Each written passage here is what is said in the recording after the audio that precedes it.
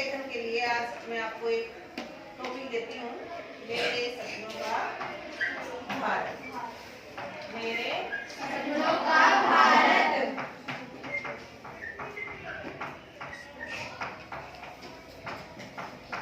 अब देखो, जो मेरे सपनों का भारत है, पहले आप इसके बारे में माइंड मैपिंग करोगे। माइंड मैपिंग करने का मतलब है कि अपने मन में सोचो कि भारत क्या है। भारत हमारा देश है ना। Yes ma'am. इसलिए हम भूमिका लिखेंगे, तो भूमिका में बताएंगे कि भारत, जिसे हम कई नामों से जानते हैं, आर्यवर्त बोलते हैं ना, यस हिंदुस्तान बोलते हैं, मैम। इंडिया कहते हैं, यस मैम। तो हम बताएंगे कि भारत को, भारत मेरी जन्मभूमि है और इसे हम कई नामों से जानते हैं। आप इसके नाम बताओ, ठीक है। फिर आप बताओगे प्राचीन काल में भारत, प्राचीन मतलब पुराने समय में, प्राचीन काल में हमारा देश क्या था। सुना है आपने कि जो हमारा देश था सोने की चिड़िया बोला जाता था। Yes. हमारा देश हर तरह से संपन्न था, समृद्ध था, है ना। इसे सोने की चिड़िया कहा जाता था। औरतों को पुरुषों के समान अधिकार प्राप्त थे। हर धार्मिक अनुष्ठान में, पूजा में औरतों को मतलब समान अधिकार थे कि वो पुरुषों के साथ रहे, ठीक है। यस।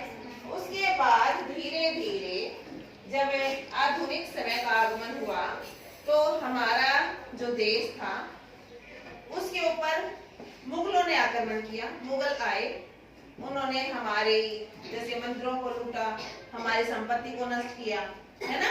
तो हमारी जो संस्कृति थी उनको उन्होंने नष्ट करने की कोशिश की, ठीक है। तो वर्तमान में भारत क्या हुआ, आधुनिक भारत में क्या हुआ था, आधुनिक में किया भाई उन्होंने, जब आधुनिक काल का जब आगमन हम मानते हैं, तो उस समय में मुगलों ने आक्रमण किया। मुगलों के बाद हमारे देश में कौन आए, कौन आए थे, अंग्रेज आए थे। किस लिए आए थे अंग्रेज, कब्जा करने नहीं आए थे, आए थे व्यापार करने आए थे ना। लेकिन धीरे धीरे उन्होंने हमारे लोगों को देखा और फूट डालो, राज करो, है ना। हमारे लोगों को आपस में लड़वाया और यहाँ पर शासन किया। लेकिन फिर वर्तमान जो हमारा समय है, तो हमारे जो देश के नागरिक हैं वो बड़े ही देशभक्त हैं।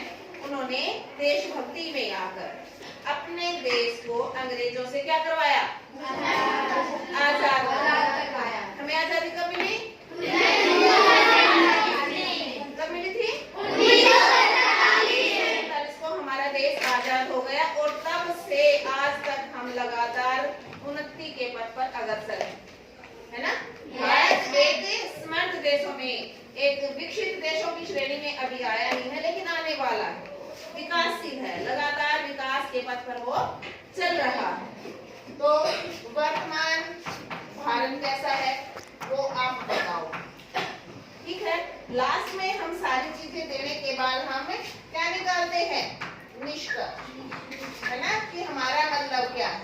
हम निष्कर्ष में यही बताएंगे कि हम सब भारतवासी बहुत ही मेहनती हैं, अपने देश के प्रति जागरूक हैं, अपने देश के संसाधनों का उचित रूप से प्रयोग करते हुए एक और नए भारत की को हम और उन्नति के पथ पर ले जाना चाह रहे हैं। और इसी तरह से हम आगे बढ़ते जाएंगे और अपने देश को विकसित देशों की श्रेणी में स्थापित करेंगे। इस तरह से आप पहले माइंड मैपिंग करोगे। कोई भी टॉपिक आपको दिया जाता है, माइंड मैपिंग के द्वारा आप कोई भी अनुच्छेद, निबंध आप ये लिख सकते हो। समझ में आ गया?